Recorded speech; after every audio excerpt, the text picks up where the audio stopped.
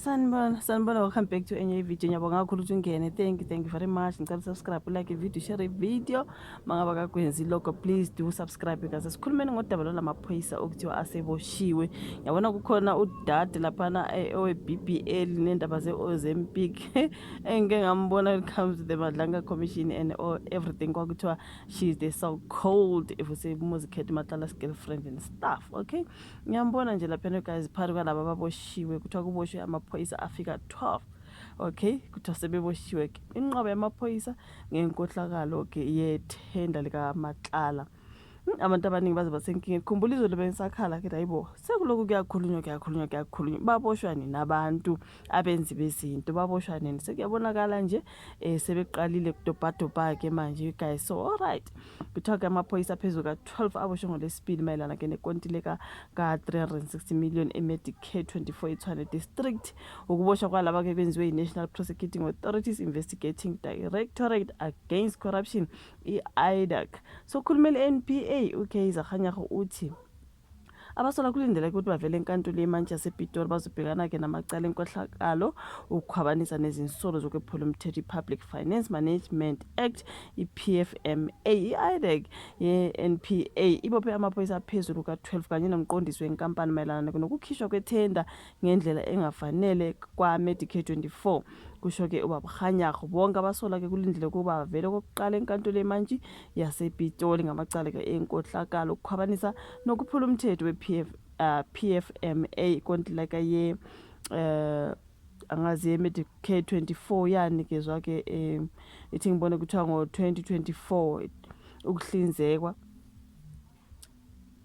sorry you guys ukuhlinzeka ngezinsizakalo zezempilo nempilo kumalungu ombutho wamaphoyisa yona into ekhona lapha abayibhalile ka isolezi bethi izinsolo zokuthi kukhona ukushaya amanzi ngokukhishwa kwalethenda kwavela ngemva ke kokuhlonyeleliswa kwayo. Izinsolo zazithinta umkhonyovu okuphula umthetho kunye ke nokuxhumana okungenzeka phakathi konile ithenda kowinile ngifunda umbhedo kowinile ithenda nezikhulu ezingxenye ke yalo luhlelo inkontileka yahoxiswa ke ngo-2025 ngukhomishana wamaphoyisa ke kuzwelonke ubabufani Masimula ngemva kokuthi ucwaningo lwamabhuku lwathola ukuthi ke lwalungeke emthethweni le nkampani ke eyamaniswa nenkontileka ngekasomabhizinisi uVusumuzi Matlala ogqunywe Stocksini kusukela ngoMay 2025. uMatlala unkosikazi wakhe uTsakane kanye nabanye abathathu ke asola nabo babhekane namacala angu-25 okubala kuwo ke angu-11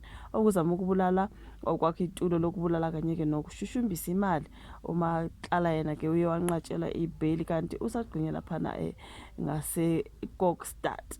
So ngiyabona ke you guys amaphoyisa la ukukhulunywa ngakho kukhona lo dade lo wayekhuluma nge-Ozempic indaba zama-BBL nama-Ozempic guys like honestly speaking so kuboshwe amaphoyisa afika 2 uMatlala bebaphethe angithi ngishilo na before ngathi Vusumuzi Matlala ubebaphethe laphana emaphoyiseni yo guys like honestly kuningi yekelo baba umchuni bese inkingeni manje ngizwa ke sekukhulunywa nangubaba ufani Masimula ukuthi unecala ke azol attend uzovela enkantolo nini yeah kuthanda kuba nzima you guys.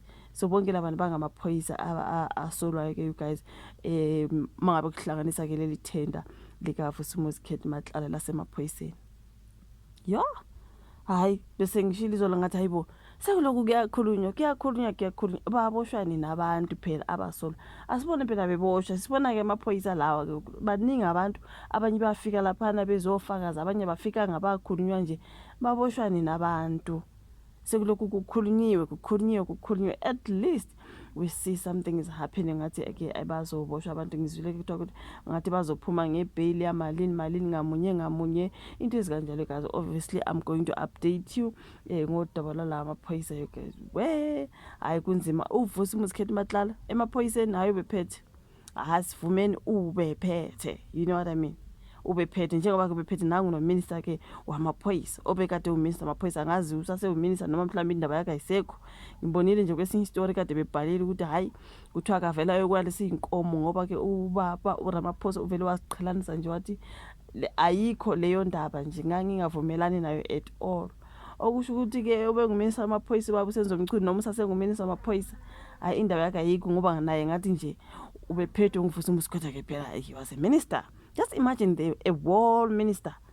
Hey, ephethe ungivusa umusikhwetha Matlala. Hayi bebadansisa nje badanse abanikeze ke imali zama BBL abanikeze yonke into ukuthi Ozempic yonke into labantu bekubusy nje abangomama bajole naye allegedly. Bathola imali zama BBL abangobaba abashaya ngeimali angazi bayothenga imoto ebizayo benze hayibo uvusa umusikhwetha Matlala wonke nje A1 amaphoyisa wonke hayi ngeke akunzima namba nje ubabona nje ukuthi sebe aboshiwe abanye bakodwa ngiyacabanga ukuthi bazophuma ngebail like we hayi ngeke kunzima isho vala ka comment section like i video usubscribe share sibonane kwezayo bye.